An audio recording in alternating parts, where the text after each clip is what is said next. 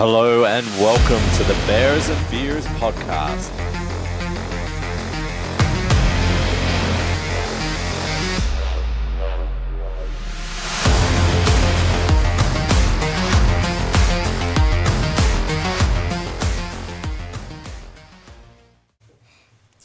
Yes, we are the unofficial podcast of the Sydney Bears Australian Ice Hockey League team. My name's Gordon Goodenough. It's great to have you with us and joined, of course, by Matt and Nathan. First of all, Matt, how are you, mate? You've got the Deus Ex Machina hat on, the Wendell Clark jersey. I'm spectacular, thanks, Gordy. I'm the only one of us who hasn't turned a year older in the last 2 weeks, so that's something to celebrate. And I am delighting in taking Nathan on a visual tour of my vintage Maple Leaf playing jerseys. So it's Wendell Clark for you this week, Nathan, and hope you're enjoying. I don't really take a lot of appreciation from your wardrobe at all, actually, but... Gordy, I'm going to just appear on next week's episode with a fishing rod in my hand, and I'm going to get ready to reel it. Doesn't even need bait, really. Speaking of wilderness, man, you've got the hat for the occasion, Nathan. The San Francisco Giants camouflage hat. How are you going? Better than the Giants, that's for sure. I'm going well. I've enjoyed many tacos tonight for dinner, and I'm going to enjoy a beer and some conversation with you guys, and just rolling off the back of Matt's earlier comment, a belated happy birthday to you as well, Gordo. We'd make sure that would never go through to the keeper.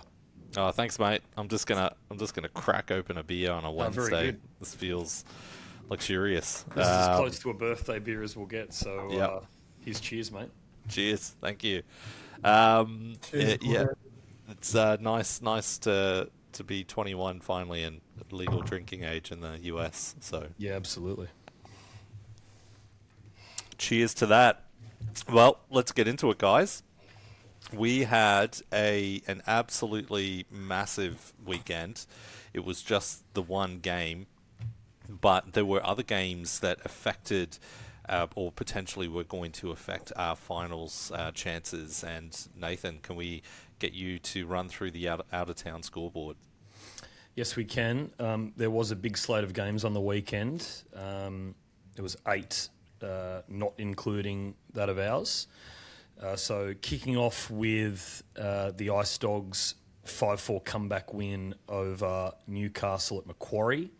Rob Lakovitz and Kabore Dunn each had 2 goals and 2 assists. Santeri Harala had a goal and 3 assists, and Francis Drolet, as well as Skachkov, both posted 3 points each. Burrows had the win in net. He stopped 40. The Brave did us quite the favour, beating the Melbourne Ice 5-2 over at the AIS. Dom Canick had 4 points. Bates, Stephen, Ratcliffe, Carey and Crowder each posted 2-point nights. For the Ice, Jed Lake scored his 21st of the season. I think he had an assist in that game as well. And Joel Hasselman, who had a massive weekend, he kicked off with a huge night in net, posting a 947 save percentage on 38 shots faced. The Lightning beat the Adrenaline in a highly entertaining game. That was an OT win for them, 7-6. Tanner Hops netted the winner after Batu Gendanov tied it up late with 37 seconds left in regulation. Schenker had a 4-point night. Gendanov, Hodges and Hops, they all had 3 points. Sasha Rapchuk and Grant Hebert, they both posted a couple of apples for the evening. And Jacob Dornbus got the win in net for the Lightning. The Mustangs, they travelled out west and took a 4-3 result against the Thunder in regulation. Brody Lindell, Caron, Hughes, they all contributed a couple of points for the Mustangs. Plouffe, Hikasaka and Horacek all had 2 points of their own. Seb Woodlands recorded the win in net, which was only his 3rd start of the year in that one. Spinning over to The Sunday games, the Brave, I must say I was getting some updates on this scoreline on my way up to Sydney for our game, and I must say the Brave had me a little bit nervous here. They went down 2-0, but eventually got the job done, scoring 5 unanswered goals in the third period to complete the weekend double over the ice. They won that game 5-2. Spencer Cox netted 2 goals, Jake Ratcliffe with a goal and 2 assists. Cam Todd and Peter Bates both had 2-point afternoons. And coming off his strong start on Saturday, Hasselman backed it up with the double there, stopping 32 of 34 to cap off a really strong weekend for him in net. Santeri Harala fired Newcastle to a last-second win over the Dogs in Newcastle. Those listeners out there, they've probably seen this footage sort of circulating on socials fairly prominently. And yeah, his game winner came with 0.6 left on the clock. Wahib Dargay had 2 goals. Watanabe and Skachkov both had 2 assists. Brian Funes scored his first goal of the season, so a shout out there to Funesy. Dmitry Kuleshov dished 3 apples, and Trinker posted a 9.23 in net for the dub in that game. Brisbane won by the same scoreline that they posted on Saturday, a 7-6 win over Adelaide on the road. Hebert and Sasha Rapchuk each with 4 points each. Tanner Hops and Shanker had 3. Colby Johnson had 2 goals and 3 assists. Benson and Prevo with 3 points each. Adelaide captain Joey McDougall contributed 2 goals and 29 pims. So a bit of a multi-cat performance in that one. And Dylan Dua registered the win in net for Brisbane. And finally, the Mustangs closed out 2 back-to-back wins in Perth with a 6-0 shutout of the Thunder. Brodie Crane continued his strong form. He had a goal and 3 assists. Klomp, Timmins, Hughes, Caron and Gaeta all with a couple of points in that game. Klomp had 2 goals. And Giesbrecht completed the shutout, stopping all 25 shots that he faced. And Matt, did anything catch your eye other than the horrendously coloured Canberra Brave jerseys from the Sunday game? Yes, I did send you a little message about what on earth were they wearing. No, 2 7.6s and 2 5.2s. I did watch both of the Ice Braves games, the Sunday game in part, as I was travelling to Macquarie. Never doubt the Canberra Brave, I think is the message there, Nathan. I thoroughly enjoy watching Peter Bates play. Just a beautiful skater, and him and Jake Ratcliffe are completely on fire. The only other point I had raised was one that our man Mr. Graham had already tabled. Joel Hasselman, huge weekend, so a 9.47 and a 9.41. He now leads the league in save percentage by a clear margin. Yes. We'll get to that a little bit later, but Charlie Smart was at the top there for quite a while, and he's slipped down a little bit, and in fact it was Toivonen that got both starts over the weekend, and I think he's on a 3 starts in a row that he's received as well. But let's get into our game.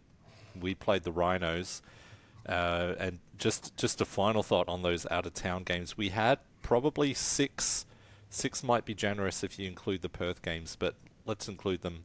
We had 6 games that really affected us and our finals position, and we had results go our way in 5 of them. So the other teams had done their work. It was up to us against the Rhinos.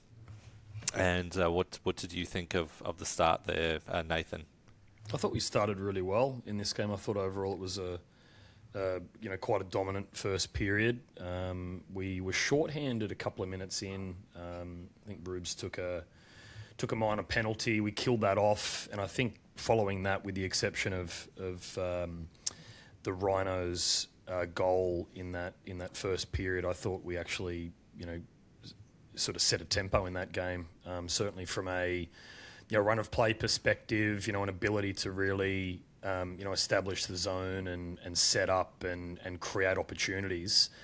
Just throwing a couple of simple stats out there.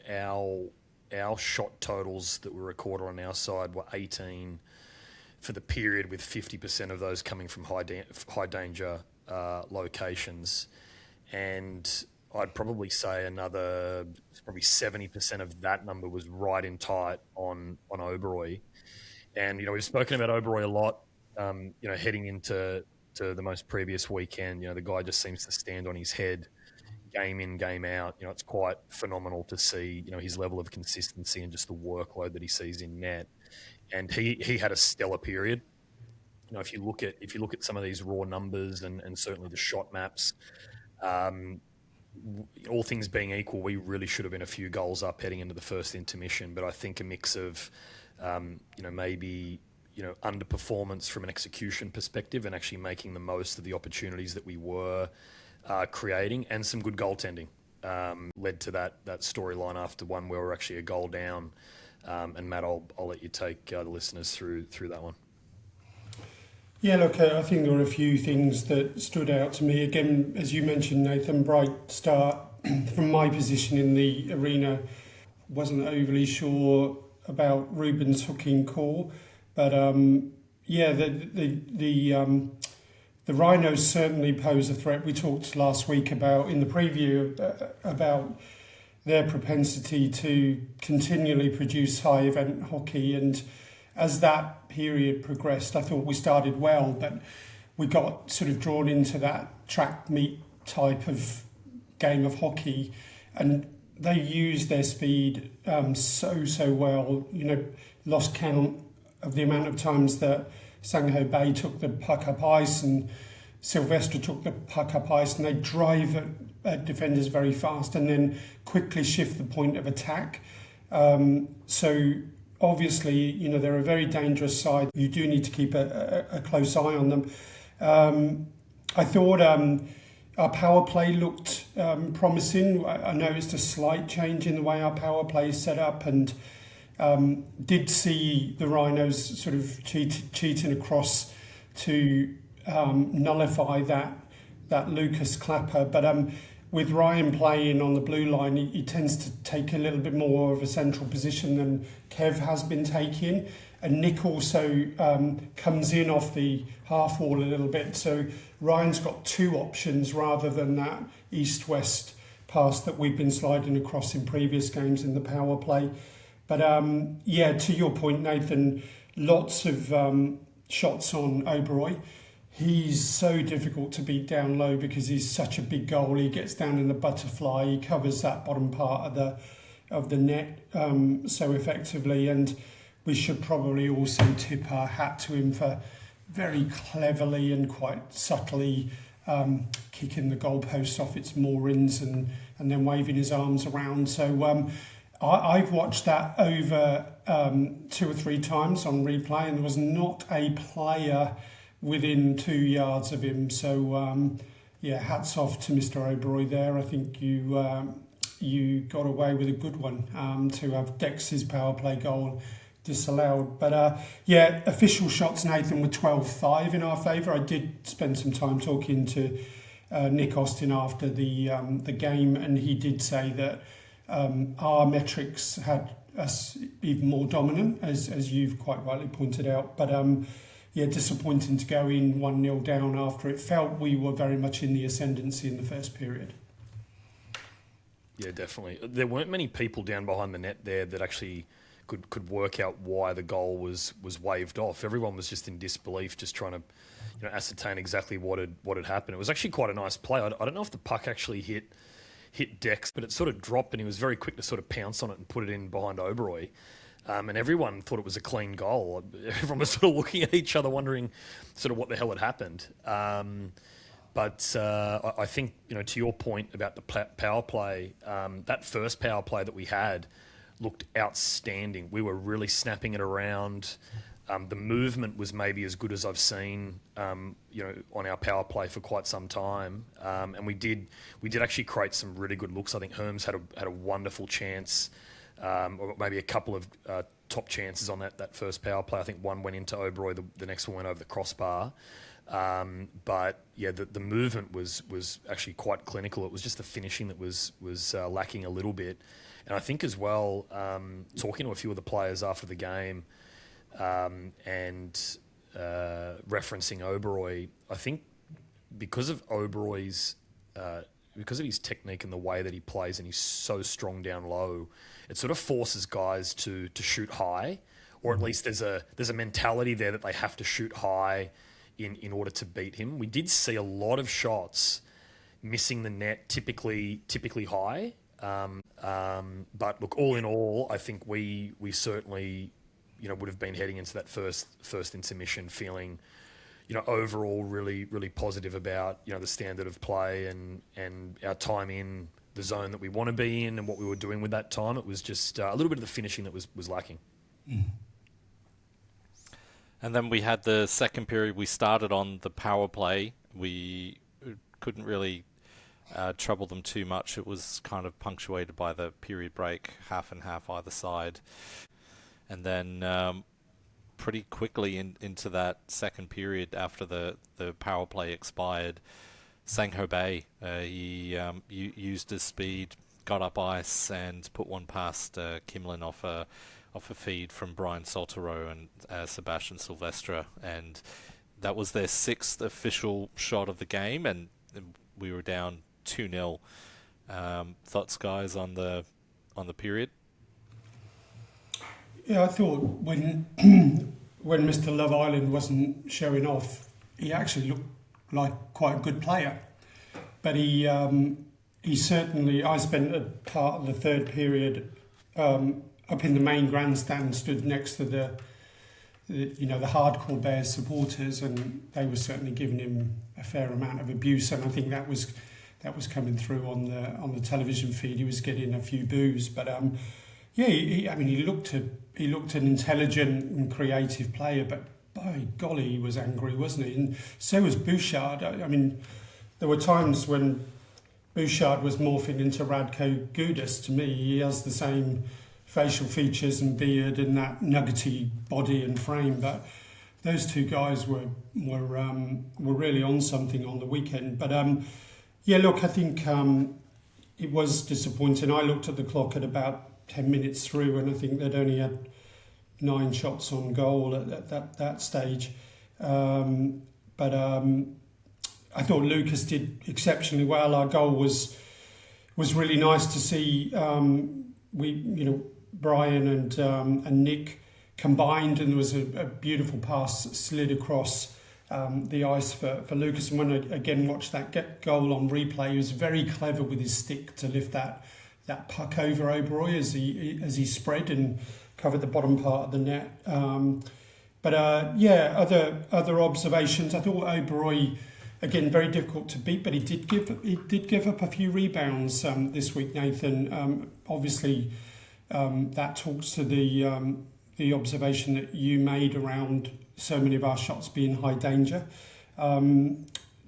Kimmer was very vocal with our D towards the end of the period.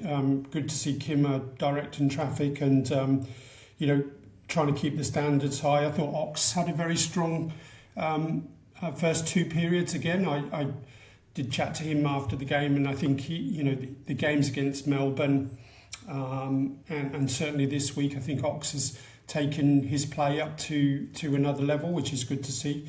And Goose had a very, very good chance at the end of that second period where he was in alone and he went high on Oberoi again, to a point earlier made by you, Nathan. But aside from that, my only other observations were how many players were sort of mishandling the puck. The ice quality looked, players overskating the puck, particularly in the neutral zone. So it's good to see the Zamboni out and getting some quality back on the ice after the end of the second. Yeah, and look, again, I think in terms of what we were sort of generating in the way of opportunities was probably mirrored from the first period, but just simply at higher volume. A lot of opportunities down low, Finn, Nick. I think Nick had 4 high danger looks in the second period. Dex had 2, and I think had a total of maybe 7 high danger looks in the slot throughout the game. We were really peppering Oberoi, consistently. And again, I think what made his performance, that more impressive was puck movement at times was very quick. Certainly in comparison to some of the more recent games that I've seen live at Macquarie, I did feel like when we were pressuring the Rhinos' net and we had genuinely set up in the zone, we just looked a little bit more in sync. It may have looked like this in Melbourne, as an example, when we had that performance against the Ice. But I felt like Oberoi was probably moving around quite a bit, and I feel like there was a lot of sort of east-west movement, and a lot of passes sticking as well. But again, from a net perspective, not enough finish. The in-rink had us down for 24 shots on goal through the second. We weren't as generous, but again, 73% of what we did generate was effectively in the low slot, or even second chance plays in tight on Oberoi. So I think we take a lot out of that. There's a lot of mechanics to our offense at the moment that seems to be gaining, the right type of momentum. It's just a matter of finishing more of these chances. One other point I wanted to just call out, after the power play on Sylvester's second penalty expired, it was about 10 minutes into the period. Literally as the penalty expired, we were faced with a 2-on-1 against, and Kevin Sadowski played that exceptionally well. We conceded a goal after a power play expired the week before. But one of the things that, as well as complimenting Kev for the way he played that, one of the things that I noticed about the way the Rhinos kill penalties is they really put pressure on you at the blue line. And that causes an awful lot of turnovers where they can use their speed to go down the other end. So, if the puck's moved along the blue line, they use Bay and Sylvester and Sotero and all of that good quick foot speed to put pressure on point men and players on the blue line, and that's where they really try and turn the puck over. But Kevin did a great job, and it was good to see us avoiding a goal against after a power play expired this week. Yeah, I thought actually after we gave up that second goal, which was off the rush, both goals were very similar. The Rhinos using their speed. There was a play. It was either in the second or towards the third that I thought exemplified it when we had possession, the offensive zone. The puck was a loose puck. Tyrone Oxlade was at the blue line, and I think in any other situation you would expect the defenseman to kind of pinch, go grab the puck, keep it in. But the forward on the Rhinos, who was, about the same distance away from the puck, was Sangho Bay. And so you saw him just collapse back, just recognize, okay, if I go get it, he's going to burn my other defensive partner, potential breakaway on Kimlin. And I just thought that was a really smart recognition and just a change of strategy to be like, okay, we've been beaten for speed on 2 goals. We're not going to give up a third. The Rhinos did get some chances, like you mentioned, Matt, and I thought Kimlin was outstanding in keeping it to a 2-goal game and then a 1-goal game. He was excellent from when he gave up that second goal, 1 minute into the second period until the end of the game. Official stats had Kimmer facing 22 shots, but I think he made 4 or 5 really big saves in those 20 saves that he made. Yep. So we get to the third period, And I tell you what, doing the commentary on this one, I was getting pretty nervous. Just thinking about the fact that we'd had all these games go our way, and we needed to get the job done. But yeah, talk us through the third, guys. What did you see in the third period? I thought the push was really good, really, really good, and certainly, probably demonstrated some of the mentality that we've seen the team, roll out with in the last few weeks to make sure that some results did go our way. I think certainly from a discipline perspective, throughout the game really strong. But I think when the Rhinos were applying pressure, I think we did a really good job of just making sure that we were disciplined with our sticks, etc. I think that again with the puck, we were quite outstanding. Again, a lot of really quality, setup and chance generation from our guys. Again, Oberoi very busy in the third, but again you could just see the guys. They were skating hard. I actually went down beside the bench to take in the game for the third, and I was predominantly interested to see what the body language looked like, what the talk appeared to be on the bench. And I must say, there was a lot of really positive chatter. You could see guys motivating each other, and it just looked like a team who knew the importance of the game, number one, but we're going to make sure that this wasn't a lost opportunity in a massive moment. We did have the mentality and the body language, the compete level. We probably had a bit more production and end result off the back of that. So I think overall there's some really good takeouts out of that third that we can hopefully again continue to build on and take forward. I think there were some positive signs that I picked off. Tommy Lander, great block and breakout in our defensive zone to create a chance. Finn had a great read where he sort of stepped into a play in the as the Rhinos were attempting to break out, created an opportunity for him, so he couldn't quite get the puck up and over Oberoi. Kimmer made a huge save on Sotero before Ruben scored his goal. But great to see Ruben score again. I think he was his sixth of the season, Gordy. He went short side again. It's a bit of a trademark at this point, isn't it? Well, funnily enough, I had a chat with him in the Governor, and he was like, "Oh, I love the short side." But I looked at the replay, and about 30 seconds before he scored the goal, he had a very, very similar opportunity. It was almost a carbon copy of the play, and that time he went far side and missed, and the puck rang around the boards, and they went down the other end, and then we came back up, and Ruben scored. So Ruben went short side, and I think Goose went short side as well for his goal. Both of them high part of the net. To the things that we talked about earlier, but love it when Rubes and Goose score. Those sellers are top class, aren't they?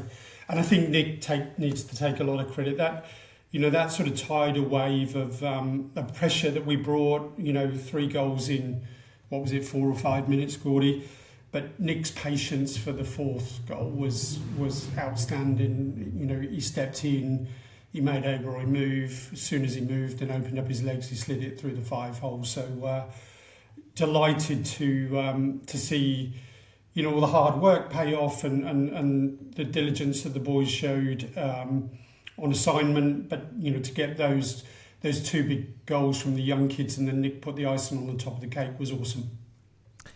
Yeah, I thought the source on the pass from Brian Chambers to Nick Seitz was incredible. And speaking of, quick shout out, Kevin Sadowski springing Finn Withy on a breakaway in the second period with an Eric Carlson 2017-esque pass to Mark Stone. It's a shame couldn't finish it, but that was a beautiful little aerial pass that went straight on the tape of Withy and sprung him for the breakaway. So shout out to him.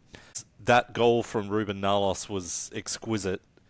and it was nice that it was a third line. I thought the third line was excellent in that final period in Melbourne last week, and they were excellent as well throughout the game, and it was nice that they got a goal. The second line gets a goal through Goose.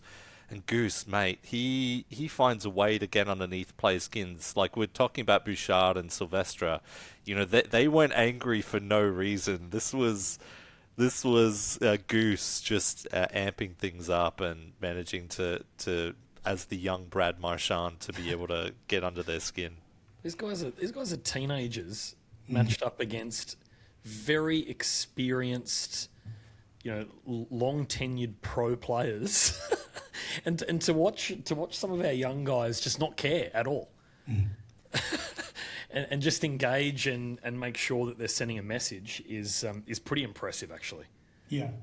Two shout outs on Goose's goal. Dex and Tommy Lander both had apples, both had a huge part in that goal. I mean, obviously that's a fairly straightforward comment, but the plays that they both made to get Goose in position to score that goal need to be acknowledged. We did have a little bit of luck almost straight away after the restart from Ruben's goal. Sanko Bay went down the other end and hit the crossbar. So we could very easily have been talking about, we've just scored and immediately conceded again. So we did have a little bit of luck there, but was not to be. Bit of puck luck for the Bears finally, bang, bang, bang, 3 goals and good night. And the celly from Goose, unbelievable, and it was really well captured by. I'm trying to think of our Seb. It was Seb who caught it, was it? That was a brilliant video clip that he put. Unbelievable. Yeah. Yep. Some of the cellies this year have been top draw. I'll have to chat to Seb and see if we can get a bit of a compilation video of all of the peak sellies over the course of the season at some point. But no, that was a really nice moment, and the place was jumping at that point. The guys were buzzing, the crowd were into it. Certainly the second half of the third, down by the bench, it was loud.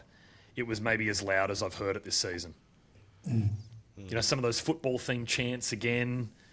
Making an appearance, which was awesome.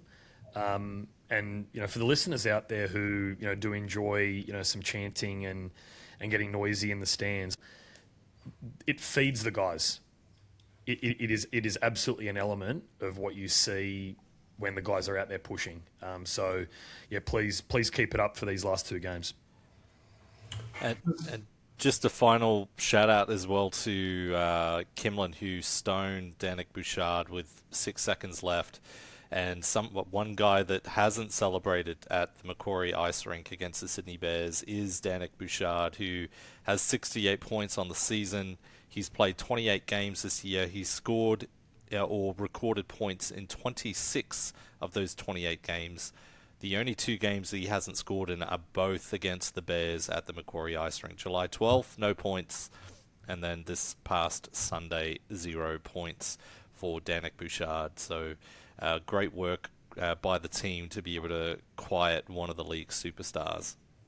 There was a little bit of nonsense in the handshake line at the end. I saw Silvestre picked up a game misconduct, so he'll be having a week off after his debut. And I also I did want to kind of call a couple of the other guys out. I did notice that Joey Braun stepped in very, very quickly when Silvestre and Bouchard both directed some ire at Goose. I saw Tegan giving Bouchard a little bit of friendly advice and instruction as well as he was escorted off to the dressing room. So good to see the boys getting around Goose. And Goose also picked up an unsportsmanlike conduct for getting speared by Bouchard and ragdolled by Silvestre. So naughty boy Goose. A few other takeouts here. We were 63 in the dot over the course of the third period. No penalties until Bry took that late one with 5 seconds left on the clock. Again, these are just some of the little details that matter a lot when you're either trying to chase a game, like we were, and then trying to lock it down as well. So again, just some of these little ingredients and items that are now becoming a little bit of a theme to our game, particularly sort of second and third periods in particular, which is really pleasing to see. So that brings us to next weekend. Let's be ready to move on and preview our weekend. We play the Perth Thunder and at the Macquarie Ice Rink, and then the following weekend, of course, is the final weekend of the season. We play the Newcastle North Stars. But this week it's Perth. Perth are currently in the spot above us on 45 points with 26 games played. So they have 4 games left. We have 2. We could potentially leapfrog them temporarily and get into 4th spot with a win this weekend.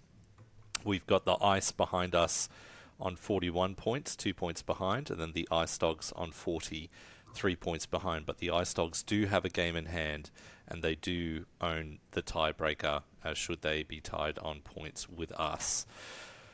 So let's get into it. What are we expecting this weekend, guys? Well, I think with Perth, I believe they're coming off perhaps 5 or 6 straight losses? 5 straight. Yep.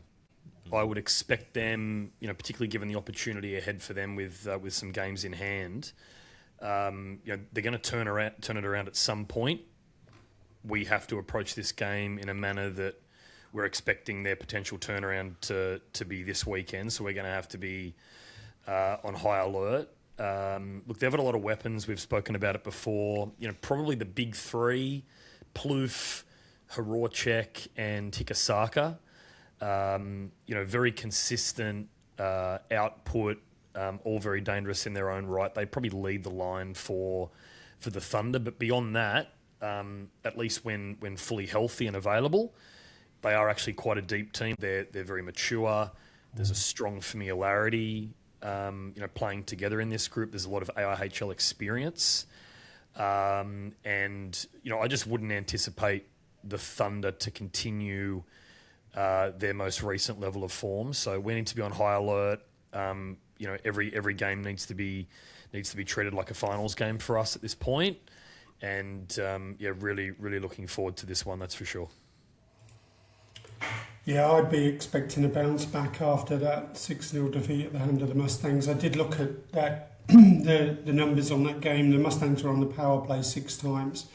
Toivonen got shelled for an 8.28. So I would expect Perth, being the good, strong, quality outfit that they are from top to bottom, to target next week as a bounce back. So I think we say this almost every week, don't we? The boys are going to have to bring the A game and expect a very, very tough battle. Yeah, we played them once this season. I mean, we were quite depleted with the lineup, but we went to Perth and they beat us 6-1. So we will be looking to even the season series with a win, possibly. I feel like if we look at the 2 games ahead of us, we've got to win at least one. Ideally, it would be nice to get points in both, whether it's 4 points across 2 games. But it feels like we need one. You look at the Ice Dogs, they're going to be playing the Rhinos, who are going to likely be without Sangho Bay, without Sebastian Silvestre, without Rafael Bastille. So they're going to be playing a depleted Rhinos lineup. You'd have to think that they'd be favourites, and then they travel up to Boondall. It will be a tough series at Boondall, but still, that's 9th place team facing the finals live. So I don't think we can count on any losses. And Melbourne Ice, they play the Adelaide Adrenaline. The Adelaide Adrenaline, they've had a couple of good weeks, but I think away from home in Melbourne, you'd probably say the Ice would be heavy favourites, and then the Ice host the Canberra Brave, and we've seen the Brave be able to handle them, but again, I don't know if we want to be in a position where we need another team to do us a favour. Yeah. 100%. Absolutely. I think a few little takeouts here. So over the last 4 games, the Thunder power play has been going at a 7% clip, which is obviously well under what I'm certain that they were, tracking at before that. Now penalty kills sitting a tick under 80% in the last 4 games. So hopefully some of those numbers continue to roll out in the same vein. I think when we look at discipline, the Thunder are a much more disciplined team overall than what we are. So hopefully we can bring out some of the themes that we've seen in our game over the last few games, and even the game against the Rhinos where the discipline was absolutely outstanding. That'll certainly play a key role. But I think two things for me. Heading into last weekend, I did say that I was going to keep an eye out for the power play. We need the power play to start showing up. We did just cover the fact that at times we actually looked quite threatening, but again, we went 0-4. We have to get it going. We can't continue being anemic on the power play. We need more than looks. We need goal scoring output. So that's something again that we need to have turnaround really quickly. And recently, we've been struggling to hit double digits in terms of shooting percentage. We can't keep hovering around this sort of 8 and 9% shooting. I think we were just under 8% on the weekend. Those numbers eventually are going to start making life a bit more difficult for us. So let's hope our shooters have got their groove on, and we can put some through the Thunder who at times can leak goals. We've seen that recently, but again, I'm actually anticipating that this game will be a close one and very, very hardly fought. This feels like, let's win this one. Let's win this one, and then we'll see where we're at the following week. But keep things within our control as long as we can. But yes, so that's the preview. We are excited to have a mailbox segment of the pod, and thank you very much for everyone who responded. Let's go through them. We've got Carl who has sent, who do you believe to be our most underrated player this season so far? And also, will there be a merch drop for the pod? I think the immediate names that would come to me would be Tyrell. I've said before on the pod, and Matt certainly has, as the CEO or interim CEO of the Tyrell Clare show. I've resigned from that role, Nathan. You've resigned, okay. Yeah, although I've been appointed by the Clare family as the chairman of the Pumpkin and Lola fan club now, and Pumpkin and Lola are Tyrell and Claire's kittens. Yes. Look, I know the Clare family very well. Yes. I wouldn't follow any of their guidance, but you can. You're your own man. You are a paid CEO, so I can't really question any move that you make. Let's not talk about that. Okay, sure. You can edit that out as well. I did promise Claire in Melbourne, which was many weeks ago, that I would mention Pumpkin and Lola, and it's been about 4 or 5 episodes since then. So my apologies to the Claire household. Yeah, that seems very sincere looking at your face. So look, Tyrell, I certainly think Tyrone Oxlade, and I'll throw Ruben Nalos in there as well. Matt? I hate to say it, but I've got to say it. Don't think I've seen Tyrell make a mistake this season. So he gets my vote. Yeah. I'm going to drop Dexton Moselle in it. I just think ever since he arrived, I mean, you notice him every shift, and he's just a pain in the backside for other teams and gets to the net front and he just seems like such an interesting energy bringing character to a dressing room as well, and he's growing the mo again. I was going to say kudos to you, Gordy, for elevating the profile of the Mo from the lowly standard of the Bears and Beers podcast to AIHL TV broadcast.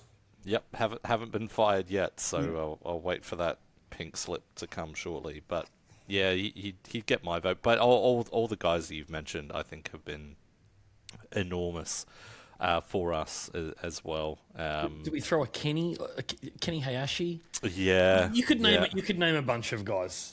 Honestly, I mean, he's had to play multiple positions. He has, sometimes within the same game. Same as Finn. Yeah, you know, those guys have been moving up and down and around all the time. So. Yep. So thank you for your question, Carl. We've got Haley. Who do you guys think will win the Fan Favourite Award this year? Goose.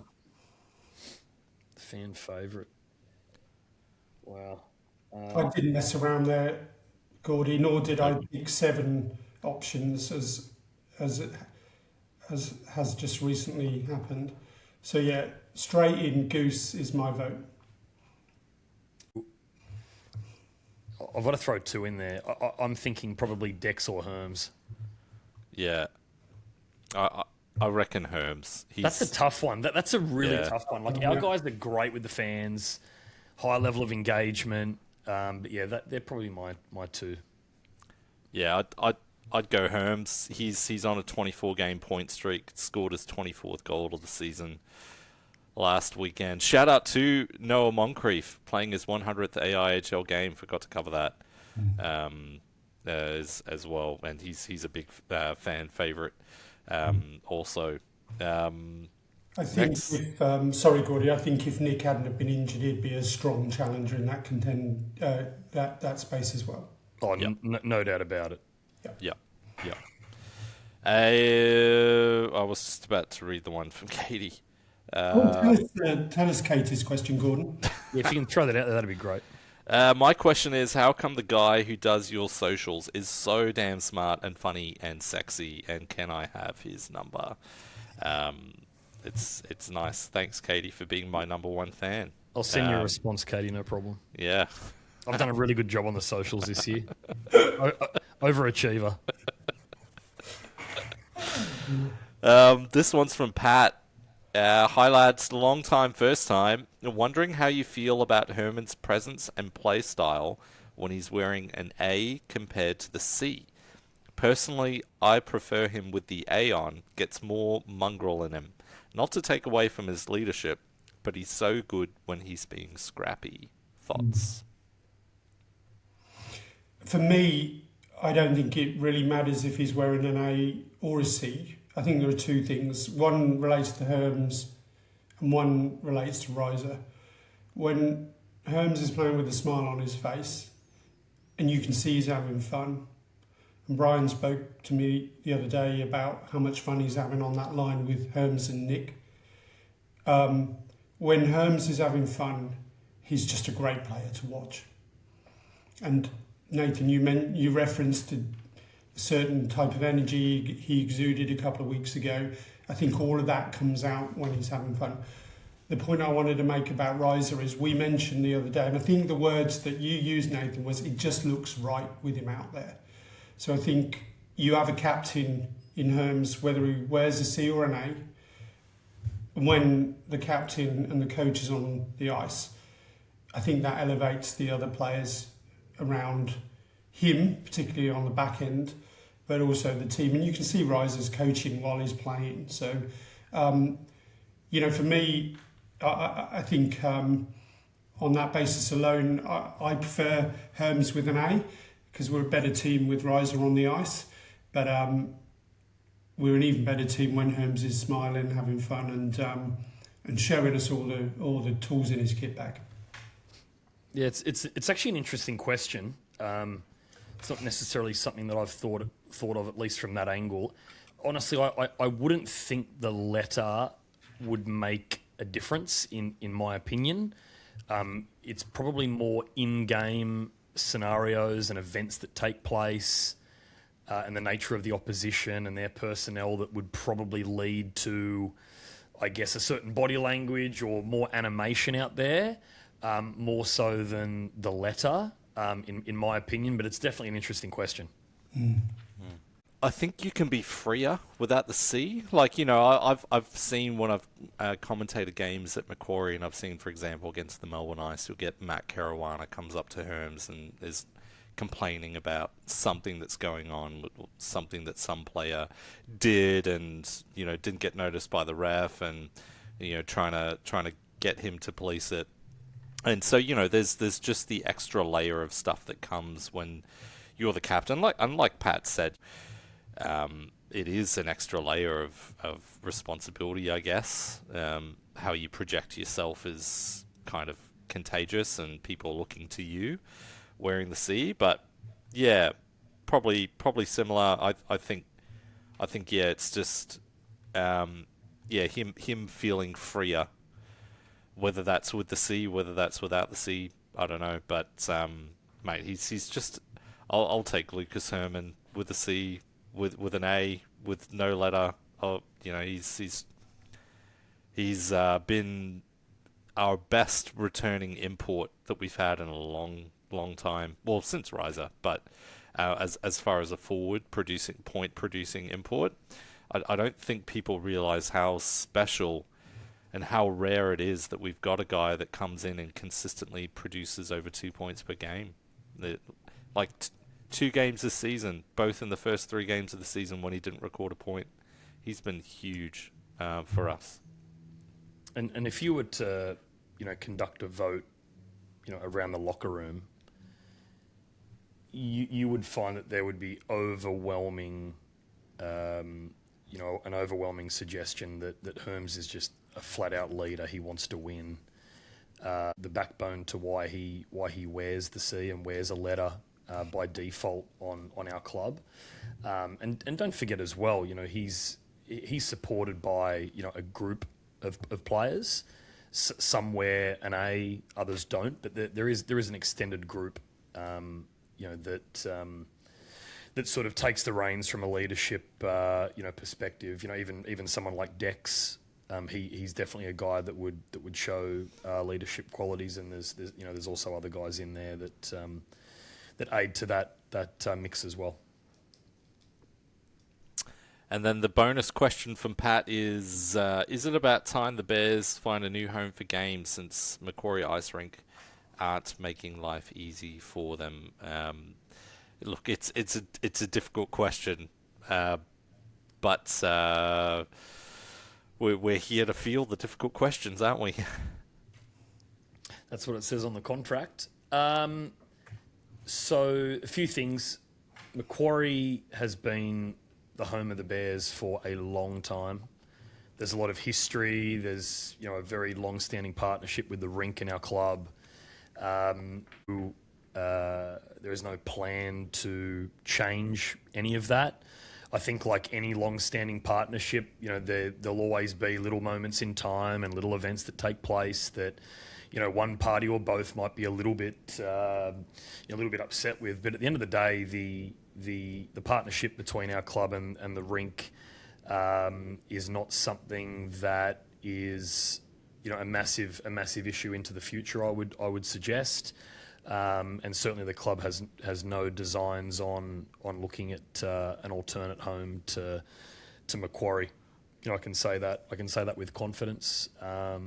Maybe there's been times this year where there's probably been some unique and unfortunate, happenings around the rink. But, what I would say as well is that we should be, very grateful for a much improved venue that we get to enjoy every game day. And I think anyone who's known Bears hockey for any length of time would agree that, hockey at Macquarie is probably the best it's ever been.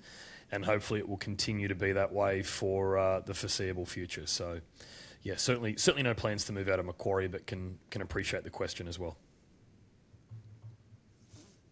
Great. Thanks, Pat. Our next question from Samantha. Who do you think has had the most growth this season, or which import has seen the most incline/decline in their time with the Bears? So that the first part was, who do you think has had the most growth this season?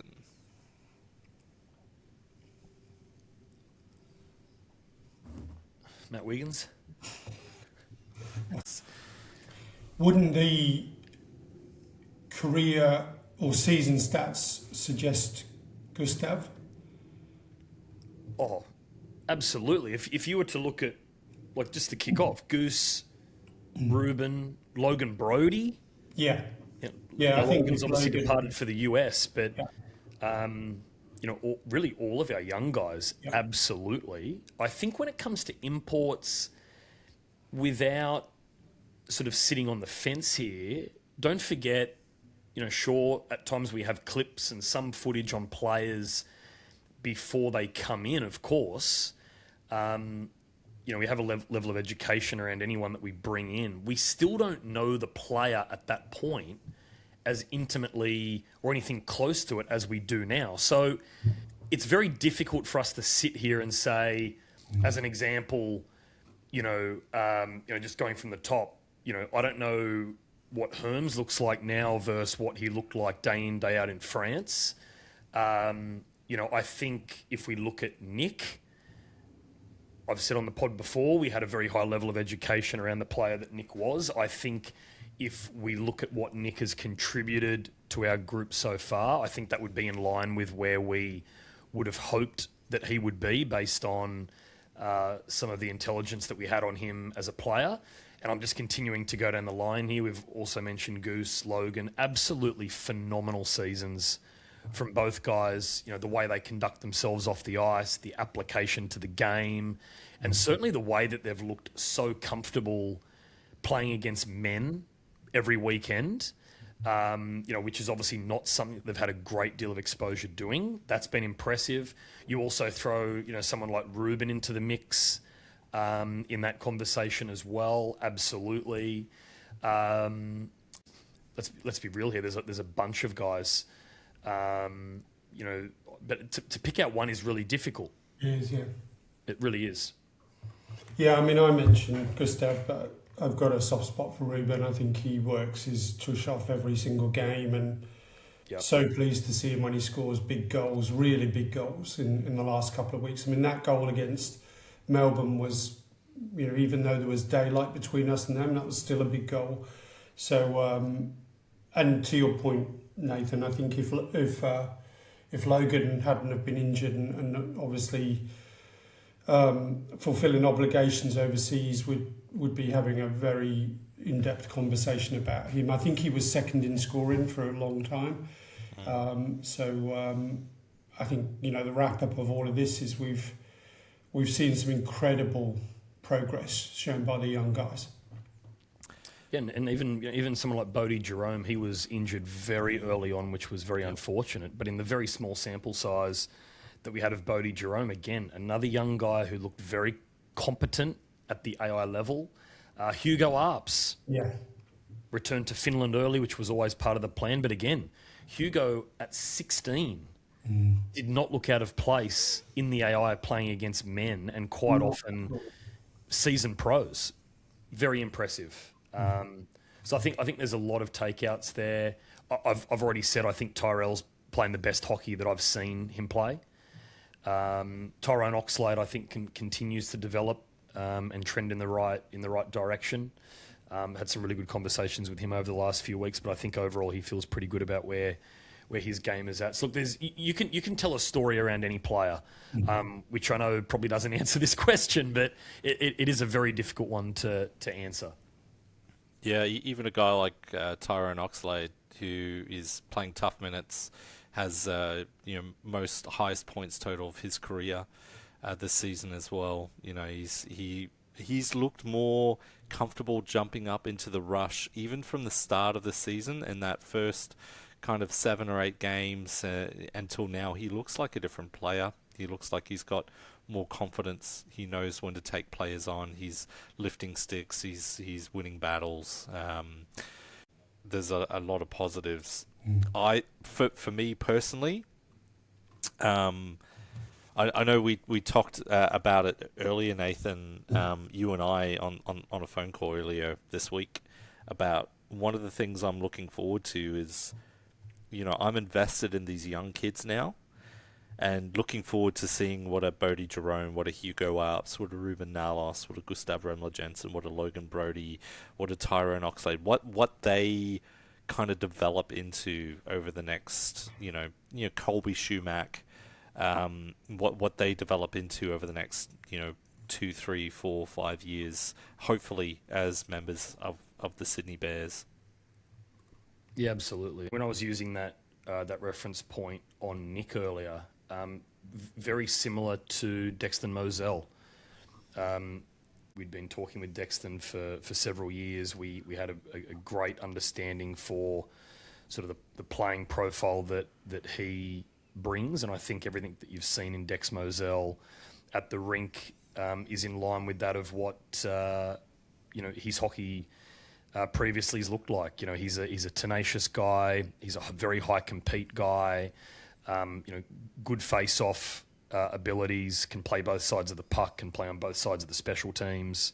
Very versatile player. Can play up the middle, can play wing. He's sort of that Swiss Army knife type, and certainly someone who, already demonstrates such a high level of passion for our club and the people associated with it. And he's got a real terrier type attitude. He's a puck hound. His compete level and the want to be in a battle is right up there. He's come in and really showcased what we'd projected, I guess, of him. So certainly cases like that, it's always nice. Yeah, great. And then our final question from Jordan, which is a three-parter, really. What got you into hockey? Which NHL team? And why? And also, how did you find the AIHL? How did I get associated with the NHL? We had free-to-air NHL games here many years ago. I think it would have been perhaps 97. I watched a Stars Blues game. I'm pretty certain it was on Channel 10 late at night. I think they maybe had 2 games on replay every week. And we're talking about, for the Blues, I think they had guys like Al McInnes, Pierre Turgeon, Pavel Dimitra. They're probably the only guys I can recall, to be honest. And Dallas had, Yuri Lettinen and Modano and Hull and these sorts of guys, Sergei Zubov. And I think I just watched the game, really for the first time, and probably got, attracted to the speed and the physicality and everything else that came with it. Picked a team. I picked Dallas, during that game, and then it just stuck.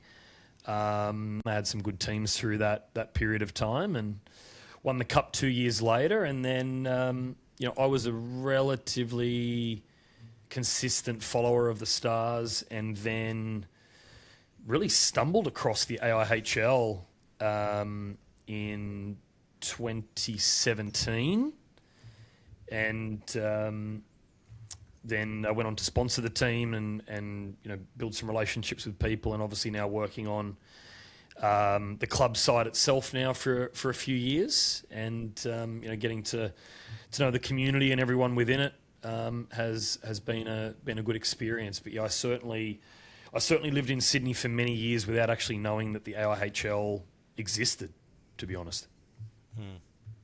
Yep. Matt? Going to show my age here. I watched the Winter Olympics from Albertville in 1992.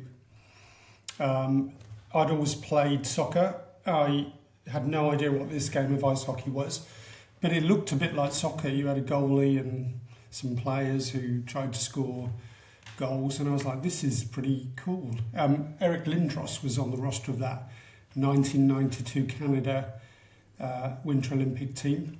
Legend, Eric Lindros, I might add. Absolutely. So obviously Great Britain weren't competing. I chose Canada because they were in the Commonwealth. And then by extension, having watched 2 weeks of ice hockey at the Winter Olympics, thought, need to choose an NHL team, and it's got to be Canada's team. And I know all those Montreal fans go, if you're listening, sorry mate, but it's the Leafs, it's not the Canadiens. So lucked in 1992 regular season, the Leafs went to the conference final and lost to the LA Kings. 1993, I think they went close again, Gordy. We had a couple of years. So really that's how I got into it. I just literally chose the Leafs because they were Canada's team, and I chose Canada because they were part of the Commonwealth. And little did I know how much misery I was letting myself in for. It's quite a sophisticated response, actually. I'm a gentleman, Nathan. And the AIHL, how did you find the AIHL? You, Gordon Goodenough, dragged me along. And then, again, little did I know what misery I was letting myself in for. So it was you who introduced me to the Bears and to Nathan Graham. And I apologise, listeners, it's all their fault. So for me, what got me into hockey, I was born in Canada. We used to watch Hockey Night in Canada. And originally when I was a little kid growing up, I really liked Mario Lemieux. He was my favourite player.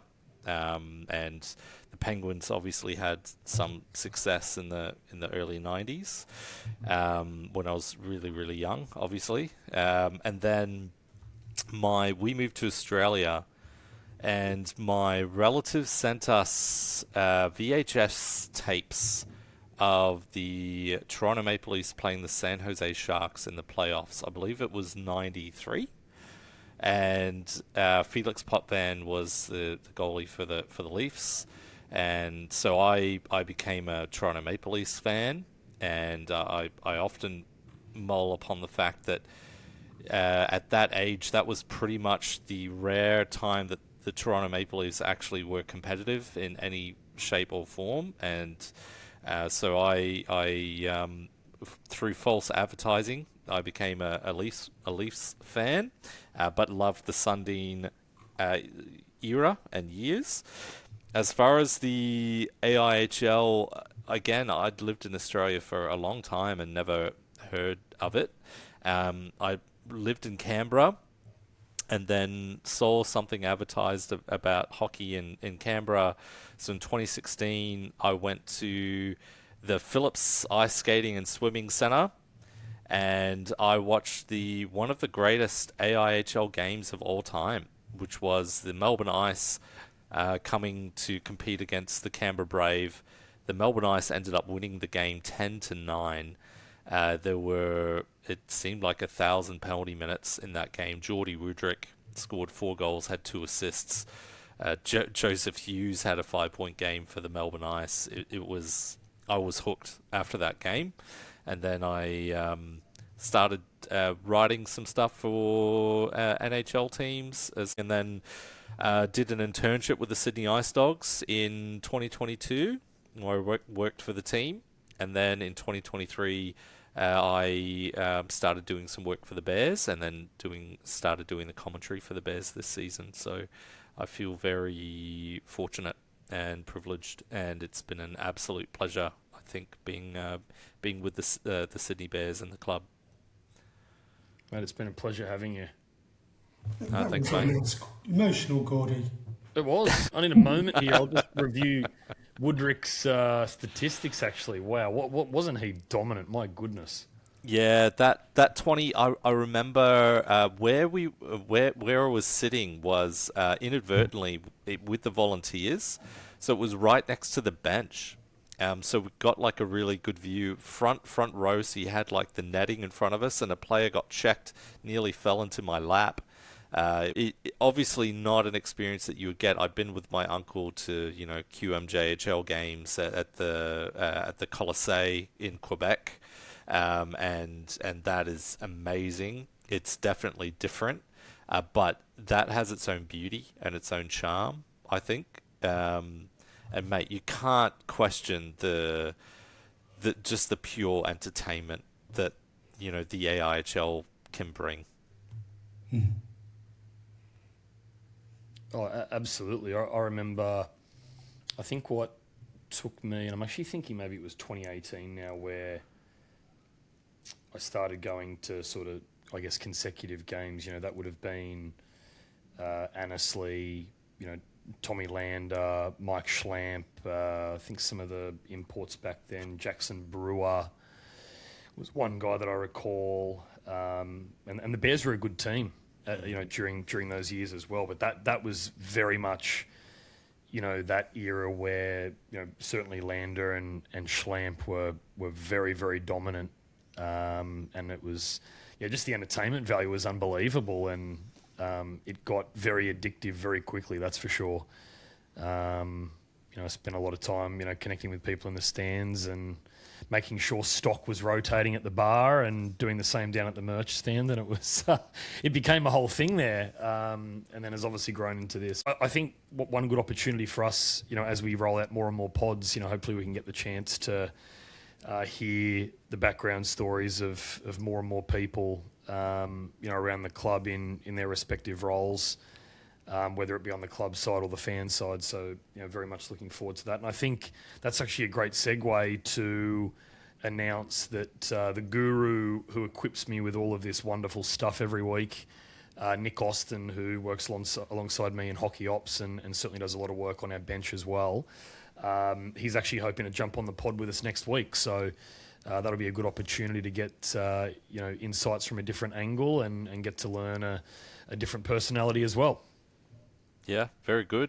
And certainly an upgrade from me. I already feel like my role's threatened here. Speak for yourself. One thing that I should mention, Gordon and Nathan, is a couple of people came up to me at the game last week and asked two questions. Number one, please tell us that you're not going to go away during the close season. And number two, assuming that you're not, what will you be doing? So leave that with us. We will have a think about it. Almost part one of that strategy, we're giving you a bit of a sneak peek with Nick joining us. But Gordy and I did have a whiteboarding session in the car on the way back from our road trip to Canberra. We just need our silly ideas signed off and endorsed by the boss man, Nathan Graham. So we should have some news at some point in the next few weeks.